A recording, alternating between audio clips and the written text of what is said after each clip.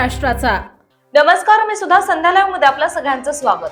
खेड तालुक्यातील प्रमुख चासकमान धरण 99% भरले असून शुक्रवारी दुपारी 2 वाजता धरणाच्या 5ही दरवाजांमधून भीमा नदी पात्रात 29,793 क्युसेक वेगाने पाण्याचा विसर्ग सोडण्यात आला आहे। तालुक्यातील 3ही प्रमुख धरणांमध्ये समाधानकारक पाणी साठा झाल्याने जलसाठ्याच्या दृष्टीने दिलासादायक चित्र असले तरी नदीकाठच्या भागांसाठी सतर्कतेचा इशारा देण्यात आला। धरणाच्या पाणलोट क्षेत्रात पावसाचा जोर कायम असल्याने धरणातून होणाऱ्या पाण्याच्या विसर्गात आणखी वाढ होण्याची शक्यता पाटबंधारे विभागाने व्यक्त केली। त्यामुळे भीमा नदीच्या पाणी पातळीत वाढ होण्याची शक्यता असून नदीकाठच्या नागरिकांनी आवश्यक ती खबरदारी घ्यावी असे आवाहन करण्यात आले। संध्या लाईव्ह साठी नाजिम इनामदार, राजगुरुनगर।